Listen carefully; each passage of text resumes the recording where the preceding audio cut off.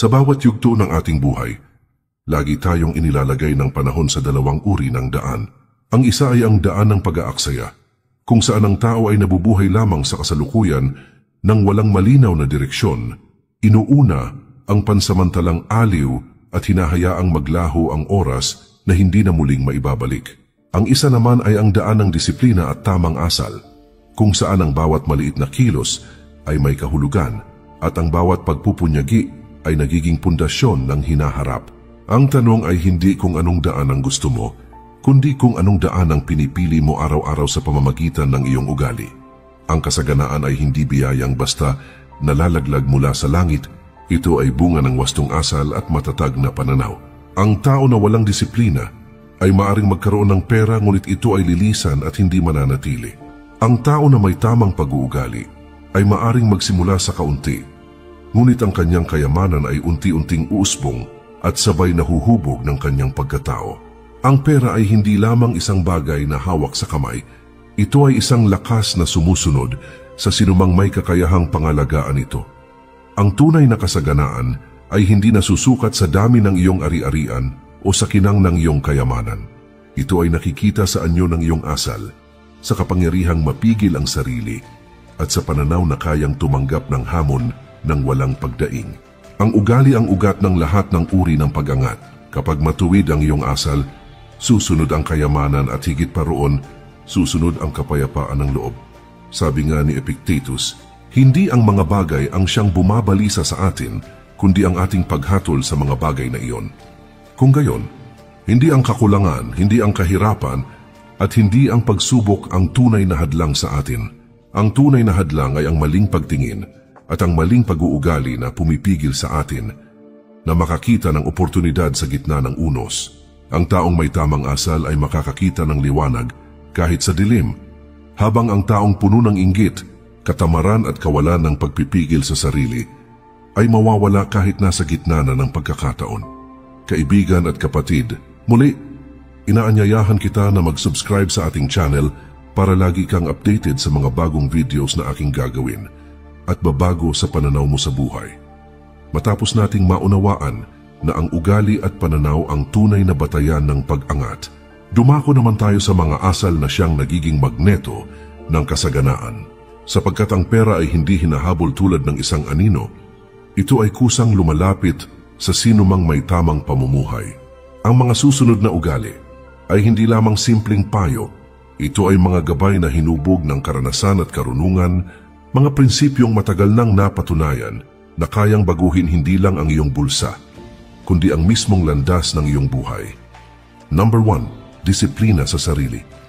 Sa lahat ng ugali na kailanman ay maaaring hubugin ng tao, ang disiplina sa sarili ang pinakapundasyon, sapagkat ang tao na walang disiplina ay parang mandirigmang walang sandata, madaling magapi ng tukso at panghihina. Ngunit ang tao na marunong mamuno sa kanyang mga pagnanasa at marunong pigilan ang sarili sa labis na luho ay nagiging tunay na malaya. Ang kalayaan ay hindi ang paggawa ng lahat ng gusto, kundi ang kakayahang piliin ang nararapat. Ang taong may disiplina ay marunong maghintay. Hindi siya natitinag ng tukso ng mabilis na aliw o panandaliang ginhawa. Alam niya na ang tunay na tagumpay ay bunga ng mahabang proseso at paulit-ulit na pagpili sa tama kaysa madali. Ang kanyang oras ay hindi ginugugol sa walang kabuluhan, bagkus bawat sandali ay ini-invest niya sa mga bagay na magbubunga ng mas malaki sa kinabukasan. Kung kaya't ang maliit na kita ay nagiging puhunan, ang maliit na ipon ay lumalago at ang pangarap na malabo ay nagiging malinaw na direksyon. Kung ang tao ay walang disiplina, kahit gaano karami ang perang dumaan sa kanyang mga kamay, ito'y maglalaho na parang usok. Ngunit kung siya ay may tamang asal, kahit kaunti lamang ang kanyang hawak, marunong siyang maglaan, mag-ipon at magparami. Tulad ng isang magsasakang nagtatanim, hindi siya naghahabol ng ani sa iisang araw. Alam niyang bawat binhi ay nangangailangan ng panahon, araw at pag-aalaga bago ito maging bunga. Sabi nga ni Seneca, walang tao ang nagiging marunong nang hindi muna naging disiplinado. Ang katalinuhan ay hindi natatagpuan sa dami ng kaalaman, kundi sa kakayahang ipatupad ito sa tamang oras at sa tamang paraan. At dito pumapasok ang disiplina. Ito ang haligi ng lahat ng pag-unlad. ang bantay ng ating mga pangarap at ang tagapag-ingat ng ating hinaharap. Kung nais mong makakit ng pera at makamtan ang pag-angat, ang unang hakbang ay hindi sa negosyo, hindi sa oportunidad, at hindi sa koneksyon. Ang unang hakbang ay ang pamumuno sa iyong sarili. Sapagkat ang taong hindi marunong mamahala ng sarili ay hindi kailanman makakayanan ng pamamahala ng mas malalaking bagay. Number 2, konsistensya sa bawat gawain. Ang disiplina ay siyang unang hakbang, ngunit hindi ito magiging ganap kung walang kasamang konsistensya. Maraming tao ang marunong magsimula, ngunit kakaunti lamang ang marunong magpatuloy. Ang apoy ng inspirasyon ay madaling magningas, ngunit kung walang patuloy na paglalagay ng panggatong ito, ay unti-unting namamatay. Ganyan din ang buhay. Hindi sapat ang isang araw ng sipag at hindi sapat ang isang linggo ng pagtitiyaga. Ang tunay na pag-angat ay bunga ng paulit-ulit na pagkilos araw-araw. Kahit sa oras na nakakapagod at tila walang nagbabago, ang taong may konsistensya ay parang ilog na dumadaloy. Hindi ito humihinto kahit gaano kaliit ang agos, ngunit sa paglipas ng panahon kaya nitong bumutas ng bato. Ang maliit na hakbang na ginagawa araw-araw, kahit gaano kaliit sa paningin ng iba, ay nagiging dambuhalang tagumpay kapag pinag-isa sa pagdaan ng panahon. Kaya nga ang konsistensya ay parang lihim na sandata na tahimik ngunit makapangyarihan. Kung ang disiplina ay ang kakayahang simulan at pigilan ang sarili sa maling gawain, ang konsistensya naman ang kakayahang manatili sa tamang landas hanggang sa marating ang dulo. Ang taong marunong maging konsistente ay hindi natitinag ng pansamantalang kabiguan at hindi siya napapahinto ng kahirapan o pagod dahil alam niyang ang bawat araw ng pagpupunyagi ay isang hakbang palapit sa tagumpay. Sabi ni Marcus Aurelius, ang tagumpay ng buhay ay nakasalalay sa maliliit na bagay na inuulit ng may tiyaga at pagpupursige. At tunay nga, hindi isang dakilang gawa ang nagtatayo ng kayamanan o kasaganaan, kundi ang paulit-ulit na paggawa ng maliliit, ngunit tamang bagay. Ang pagtitipid araw-araw, ang pag-aaral kahit walang nakatingin, at ang paggawa ng tama kahit walang pumupuri ay nagiging haligi ng pag-angat. Kung nais mong makaakit ng pera, huwag kang umasa sa biglaang swerte o sa mabilisang paraan. Ituon mo ang iyong sarili sa pagkilos ng tuloy-tuloy, sa paggawa ng maliit na hakbang araw-araw, at sa pagtatayo ng pundasyong hindi matitinag ng panahon. Sapagkat ang konsistensya ay hindi lamang gumagawa ng yaman, ito rin ang humuhubog ng matibay na pagkatao. Number 3, tamang pagpapahalaga sa oras. Ang oras ang pinakamahalagang yaman ng tao. Hindi ito nabibili, hindi ito naipapamana, at kapag nawala ay hindi na muling maibabalik. Ang bawat sandali na nasasayang ay isang pagkakataon na nawala ng tuluyan. Maraming tao ang nag-aaksaya ng oras sa walang kabuluhang gawain, sa mga bagay na walang silbi, o sa palaging paghihintay na may susunod na pagkakataon. Ngunit ang tao na marunong magpahalaga sa oras ay nagiging malaya mula sa pagkakakulong ng kawalang saysay at natututo niyang gamitin ang bawat minuto upang hubugin ang kanyang buhay at hinaharap. Ang mga mayamang tao at matagumpay na individual ay hindi nagiging ganito dahil sa swerte lamang. Ang kanilang sikreto ay ang kakayahang tingnan ang oras bilang kayamanan. Ang bawat oras ay isang pagkakataon. Bawat sandali ay isang butil na pwedeng maging pundasyon ng malaking tagumpay. Ang taong marunong maglaan ng oras para sa pag-aaral, pagpapalago ng kaalaman, paggawa ng plano, at pagkilos ay siyang tunay na may kapangyarihan. Ang bawat hakbang na ginagawa niya, kahit maliit, ay nagiging hakbang patungo sa pag-abot ng kanyang pangarap. Kapag hindi pinapahalagahan ang oras, ang bawat hakbang ay nauuwi sa walang saysay na pag-ikot. Ngunit sa tamang pagpapahalaga, ang bawat kilos, bawat plano at bawat desisyon ay nagiging bahagi ng mas malaking larawan ng tagumpay. Ang oras ay hindi lamang instrumento para sa yaman. Ito rin ay guro na nagtuturo ng disiplina, konsistensya at malinaw na pananaw sa buhay. Sabi ni Seneca, hindi natin kontrolado ang haba ng ating buhay, kundi ang paggamit natin sa oras na ibinigay sa atin. Ang kasabihang, ito ay paalala na ang buhay ay hindi lamang sinusukat sa dami ng taon kundi sa lalim at kabuluhan ng bawat sandaling ginugol. Ang bawat minutong ginugol ng may layunin ay hindi nasasayang. Ito ay nagiging hakbang patungo sa kasaganaan, kaalaman, at tunay na pag-unlad. Ang tamang pagpapahalaga sa oras ay hindi lamang nakakatulong sa pag-akit ng pera, kundi sa paghubog ng pagkatao. Ang isang tao na marunong maglaan ng oras para sa mahahalagang bagay ay mas matatag sa harap ng pagsubok, mas malinaw sa paggawa ng desisyon at mas maayos sa pagbuo ng plano. Ang kanyang buhay ay isang maayos na orkestrasyon ng mga hakbang kung saan ang bawat kilos ay may dahilan at ang bawat sandali ay may halaga. Kung nais mong makaakit ng pera at makamtan ang tunay na pag-angat, magsimula sa pagpapahalaga sa oras.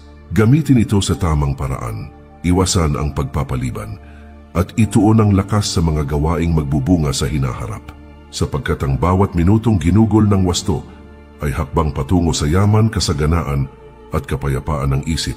Sa oras na ito ay pinapahalagahan. Ang pera at tagumpay ay hindi lamang darating. Ang buhay mo ay magiging mas makabuluhan at may direksyon. Number 4. Pagiging responsable sa sariling aksyon. Ang tunay na kapangyarihan sa buhay ay nagsisimula sa pagtanggap ng buong responsibilidad sa bawat aksyon. Ang taong laging nagbabalik ng sisi sa iba, sa pagkakataon o sa swerte, ay tulad ng barkong lumulutang sa dagat ng walang timon. Walang direksyon ang kanyang buhay at ang kanyang yaman ay madaling mawala. Ngunit ang taong marunong tanggapin ang pananagutan sa kanyang desisyon at kilos ay may kakayahang hubugin ang sariling kapalaran. Ang responsibilidad ay hindi lamang tungkol sa mga malalaking bagay o sa mga mahahalagang desisyon. It vital ticket to sa Mount Waiter o bawat kilos at sa bawat pagpili. Ang isang simpleng aksyon na ginagawa ng may tamang intensyon at pananagutan ay nagiging pundasyon ng mas malaking tagumpay. Ang taong may pananagutan ay hindi natatakot sa kabiguan, bagkus ay itinuturing ito bilang guro na nagtuturo kung paano maging mas mahusay sa susunod. Kapag ang isang tao ay marunong humawak ng responsibilidad, nagiging maayos ang kanyang relasyon sa pera at kayamanan. Hindi siya basta gumagastos ng padalos-dalos. Hindi siya nalulunod sa utang at hindi siya umaasa sa pagkakataon lamang. Ang bawat hakbang sa kanyang buhay ay pinag-iisipang mabuti at ang bawat desisyon ay may malinaw na layunin. Ang responsibilidad ang gumagabay sa kanya upang hindi maligaw sa gitna ng tukso at hindi mawala sa daan patungo sa pag-angat. Sabi ni Epictetus, ang kalayaan ay nagsisimula sa kakayahang mamuno sa sarili at tanggapin ang pananagutan sa bawat aksyon. Tunay nga, walang sino mang tao ang tunay na malaya kung hindi niya kayang pangasiwaan ang sariling desisyon. Ang yaman ay sumusunod sa taong may kakayahang pangalagaan at pangasiwaan ang kanyang buhay ng may pananagutan. Ang pagiging responsable ay hindi lamang nakakaakit ng pera. Ito rin ay nagdudulot ng respeto mula sa ibang tao, nagtuturo ng disiplina at nagbubukas ng pintuan para sa mas malaking oportunidad. Ang taong may pananagutan ay maasahan, maingat at may kakayahang planuhin ang bawat hakbang patungo sa layunin. Kung nais mong makaakit ng pera at makamtan ang tunay na pag-angat, simulan mo sa pagiging responsable sa bawat aksyon at desisyon. Huwag ilihis ang sisi sa iba at harapin ang bawat hamon ng may tapang at malinaw na pananaw. Sapagkat ang tunay na yaman ay hindi lamang nasusukat sa material na bagay, kundi sa kakayahang pangasiwaan ang sarili at ang buhay na ipinagkaloob sa iyo. Number 5. Pagkakaroon ng malinaw na layunin. Walang taong makakarating sa tamang destinasyon kung wala siyang malinaw na direksyon. Ang mga pangarap na malabo, ang mga hangarin na hindi malinaw, at ang buhay na ginagabayan ng alinlangan ay katulad ng barko na naglalayag sa dagat ng walang timon. Ang pagkakaroon ng malinaw na layunin ay nagbibigay ng focus, nagiging gabay sa bawat kilos, at nagpapasigla sa bawat hakbang na ginagawa sa kabila ng pagod, kabiguan o tukso. Ang taong may malinaw na layunin ay alam kung saan pupunta at kung paano mararating ang kanyang destinasyon. Ang bawat desisyon ay sinasalamin ng layuning iyon. Ang bawat aksyon ay nagiging hakbang patungo sa kanyang pangarap. Kung ang layunin ay mali o malabo, ang bawat hakbang ay nagiging walang saysay. Ngunit sa tamang layunin, ang bawat maliit na tagumpay ay nagiging pundasyon ng mas malaking pagunlad. Sabi ni Marcus Aurelius, ang buhay ay walang saysay kung walang malinaw na direksyon. Tunay nga, ang kayamanang nais makamtan ay hindi darating sa taong gumugol ng oras sa walang kabuluhang gawain, Ang pera ay sumusunod sa taong may malinaw na plano, sa taong alam kung ano ang kanyang pinaghihirapan, at sa taong may malinaw na dahilan kung bakit siya nagsisikap. Ang pagkakaroon ng layunin ay hindi lamang nakakaakit ng pera. Ito rin ay nagbibigay ng lakas sa harap ng mga pagsubok, nagtuturo ng disiplina, at humuhubog ng konsistensya. Ang taong may layunin ay hindi madaling maligaw ng landas, hindi madaling maapektuhan ng kabiguan, at alam kung paano balansehin ang oras at lakas sa pinakamahalagang bagay. Kung nais mong makaakit ng pera at makamtan ng tunay na pag-angat, simulan mo sa pagtatakda ng malinaw na layunin. Tukuyin kung ano ang gusto mong makamit. Bakit mo ito nais at paano mo mararating? Sapagkat sa oras na malinaw ang layunin, ang bawat hakbang ay nagiging tiyak at ang bawat pagkilos ay nagiging makabuluhan. Ang pera at tagumpay ay natural na sumusunod sa taong may direksyon at higit pa rito, nagiging mas makabuluhan at mas maayos ang kanyang buhay. Number 6. Pagiging bukas sa pagkatuto at karunungan. Ang kaalaman at karunungan ay mga yaman na hindi napapawi ng panahon at hindi nawawala kahit gaano karami ang pera na hawak ng tao. Ang taong naniniwala na sapat na ang kanyang alam ay parang naglalakad sa dilim. Limitado ang kanyang pananaw at madali siyang maligaw sa landas ng tagumpay. Sa kabilang dako, ang taong bukas sa pagkatuto ay patuloy na lumalago. Patuloy siyang humuhubog sa sarili at patuloy na nag-aambag sa kanyang hinaharap. Ang bukas na isip ay isang kayamanang higit pa sa material na bagay. Sa bawat libro na binabasa, sa bawat karanasan na pinagdadaanan, at sa bawat tao na nakakasalamuha, may natututunan siyang aral. Ang aral na ito ay nagiging gabay sa paggawa ng tamang desisyon, sa pag-iwas sa pagkakamali, at sa mas mabilis na pag-abot ng layunin. Ang tao na patuloy na nag-aaral at naghahanap ng kaalaman ay parang magsasakang palaging nag-aalaga ng kanyang lupa. Alam niyang ang bawat butil ng aral ay magiging bunga sa tamang panahon at magdadala ng masaganang ani sa hinaharap. Ang bukas na pagkatuto ay hindi lamang tungkol sa karunungan ng isip, kundi pati na rin sa pagpapalawak ng puso at karakter. Ang taong bukas sa karunungan ay marunong makinig, marunong tanggapin ang kritisismo, at hindi natatakot harapin ang kabiguan bilang bahagi ng pagkatuto. Sa ganitong paraan, ang bawat karanasan, mabuti man o masama, ay nagiging hakbang sa paglago at tagumpay. Sabi ni Seneca, ang hindi nag-aaral ay hindi humuhubog sa sarili at palaging alipin ng kanyang sariling kamangmangan. Tunay nga, ang kamangmangan ay hadlang sa kayamanan at kasaganaan. Ang kaalaman at karunungan ay sandata na nagbibigay kapangyarihan sa tao upang gumawa ng tamang desisyon, harapin ang hamon ng buhay, at lumikha ng oportunidad sa halip na umasa sa swerte o pagkakataon. Ang taong bukas sa pagkatuto ay hindi natatakot humingi ng payo o tanggapin ang gabay ng iba. Alam niyang ang tunay na kayamanan ay hindi lamang pera kundi ang kakayahang gumawa ng tamang hakbang sa tamang panahon. Ang kanyang utak ay patuloy na hinuhubog at ang kanyang puso ay patuloy na lumalawak upang yakapin ang aral ng buhay. Ang mga aral na ito ay hindi lamang nagbubukas ng pinto sa yaman kundi humuhubog din ng pagkatao na may kakayahang mamuno sa sarili at gumawa ng matalinong desisyon sa bawat aspeto ng buhay. Kung nais mong makaakit ng pera at makamtan ang tunay na pag-angat, simulan mo sa pagiging bukas sa pagkatuto. Mag-aral ng walang sawang pag-usisa, humingi ng karunungan sa mga may alam, at yakapin ang aral mula sa bawat karanasan. Sapagkat sa oras na bukas ang isip at handa sa kaalaman, ang yaman at kasaganaan ay natural na sumusunod, at ang bawat hakbang ay nagiging mas matatag at mas makabuluhan. Ang buhay ay nagiging mas malinaw, mas maayos, at ang bawat kilos ay may direksyon at layunin na hindi matitinag ng panahon o ng tukso. Number 7. Pagiging maingat sa pananalapi. Ang pera ay isang instrumento, hindi ang sukatan ng halaga ng tao. Ngunit tulad ng anumang instrumento, kung hindi ito gagamitin ng maayos, maari itong maging sanhi ng pagkasira at problema. Ang taong walang pag-iingat sa kanyang pananalapi ay parang mandaragat na walang mapa at timon. Madali siyang maligaw, malulunod sa utang, o mawawala sa tamang landas patungo sa kasaganaan. Ngunit ang taong marunong maging maingat sa pera ay may kakayahang gabayan ang kanyang buhay sa direksyon ng pag-unlad. Ang pagiging maingat sa pananalapi ay hindi nangangahulugan ng pagiging matipid lamang. Ito ay ang kakayahang planuhin ang bawat gastusin, timbangin ang bawat desisyon, at ilaan ang bawat yaman sa tamang paraan. Ang tao na may ganitong ugali ay marunong maglaan para sa kinabukasan, mag-invest sa tama, at magtipid sa halip na mag-aksaya. Sa ganitong paraan, bawat sentimo na hawak niya ay nagiging hakbang patungo sa mas malaking kayamanan. Ang pananalapi ay isang test ng disiplina at konsistensya. Kung hindi ka marunong pamahalaan ng pera, kahit gaano karami ang dumaan sa iyong mga kamay, ito ay lilisan at mawawala.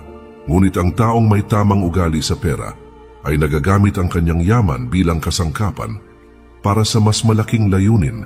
Nakikita niya ang pera hindi bilang isang layunin, kundi bilang kasangkapan upang lumikha ng mas matibay na pundasyon sa buhay.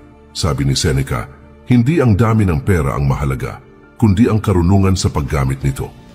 Ang tunay na kasaganaan ay hindi nasusukat sa kung gaano karami ang hawak, kundi sa kung gaano kahusay ang paggamit at pamamahala sa yaman na mayroon ka. Ang taong maingat sa pananalapi ay marunong maglaan para sa hinaharap, hindi nagmamadali at hindi pinapayagan ng tukso ng agarang kasiyahan na sirain ang kanyang pundasyon. Ang pagiging maingat sa pera ay hindi lamang nagdudulot ng kayamanan, kundi nagbubukas din ng kalayaan sa buhay. Hindi ka nagiging alipin ng utang, hindi ka natatakot sa kawalan, at may kapangyarihan kang gumawa ng matalinong desisyon sa bawat aspeto ng buhay. Ang tamang pamamahala sa yaman ay humuhubog ng karakter, nagpapalawak ng pananaw, at nagiging sandigan sa panahon ng pagsubok. Kung nais mong makaakit ng pera at makamtan ang tunay na pag-angat, simulan mo sa pagiging maingat sa pananalapi. Planuhin ang bawat hakbang, gamitin ang yaman ng may karunungan, at ituon ang bawat desisyon sa mas malaking layunin. Sapagkat sa oras na natutunan mong pahalagahan at pangasiwaan ng pera, ang kayamanan ay sumusunod at ang iyong buhay ay nagiging mas matatag, mas maayos at mas makabuluhan. Number 8. Pagiging mapagpasensya at matiyaga.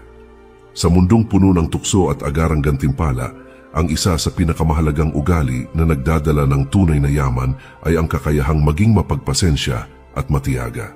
Ang pera at tagumpay ay hindi agad dumadaloy sa sino mang walang kakayahang maghintay. Ang tao na nagmamadali, na nais lahat ng bagay ng sabay-sabay, ay kadalasan nauuwi sa pagkabigo at pagkasayang ng pagkakataon. Ngunit ang taong may pasensya at tiyaga ay marunong maghintay sa tamang panahon, gumawa ng tama sa bawat hakbang, at panatilihin ang kanyang direksyon kahit matagal bago dumating ang bunga. Ang pagtitiyaga ay hindi lamang tungkol sa paghihintay, kundi sa patuloy na pagkilos sa kabila ng kahirapan at kabiguan. Ang isang maliit na aksyon araw-araw, kapag pinagsama-sama sa paglipas ng panahon, ay nagiging pundasyon ng malaking tagumpay. Tulad ng isang magsasakang nagtatanim, hindi niya inaasahan na ang binhing itinanim ay biglang tutubo at magbubunga agad. Alam niyang ang bawat araw ng pag-aalaga ay nagdadala sa kanya ng masaganang ani sa tamang panahon. Sabi ni Epictetus, walang tao ang namumuhay ng mabuti kung hindi siya marunong maghintay at magtiyaga. Tunay nga, ang tunay na kasaganaan ay bunga ng pagtitiyaga sa mga tamang gawain, ng pagtiis sa pansamantalang hirap at ng kakayahang manatili sa tamang landas kahit ang bunga ay tila malayo pa. Ang mga mayayamang tao at matagumpay na individual ay nagtagumpay hindi dahil sa swerte, kundi dahil sa kanilang kakayahang maghintay, magsikap, at magtiyaga sa kabila ng lahat ng hadlang. Ang pagiging mapagpasensya at matiyaga ay nagdudulot ng mas malalim na pag-unawa sa sarili at sa mundo. Ito ay nagbubukas ng isip upang makita ang oportunidad sa gitna ng pagsubok at humuhubog ng karakter na matatag sa harap ng anumang unos. Kapag natutunan mong maghintay at magtiyaga, ang bawat hakbang ay nagiging makabuluhan at ang bawat pagkilos ay nagdudulot ng mas matibay na pundasyon sa hinaharap. Kung nais mong makaakit ng pera at makamtan ang tunay na pag-angat, simulan mo sa pagiging mapagpasensya at matiyaga. Gawin ang tama araw-araw, panatilihin ang direksyon, at huwag panghinaan ng loob kahit matagal bago dumating ang resulta. Sapagkat sa oras na natutunan mong pahalagahan ang tamang proseso, ang yaman, kasaganaan, at tagumpay ay kusang darating at ang bawat hakbang sa buhay ay nagiging mas makabuluhan at puno ng direksyon. Number 9. Pagiging bukas sa pagbabago at adaptasyon. Ang mundo ay patuloy na nagbabago at ang tao na hindi marunong sumabay ay madaling maligaw at maiiwan sa likod. Ang pera at oportunidad ay hindi nananatili sa mga nakatigil sa nakaraan. Ang tao na matigas ang ulo at ayaw tumanggap ng pagbabago ay madalas mawalan ng pagkakataon at hindi makakaabot sa kanyang potensyal. Ngunit ang taong bukas sa pagbabago at marunong umangkop ay nagiging magneto ng kasaganaan. Ang bawat pagbabago, gaano man kaliit o kalaki, ay nagiging pagkakataon upang lumago at magtagumpay. Ang adaptasyon ay hindi simpleng pagtanggap sa bagong sitwasyon, kundi ang kakayahang umangkop ng may karunungan. Ang isang tao na bukas sa pagbabago ay marunong suriin ang sitwasyon, tuklasin ang tamang hakbang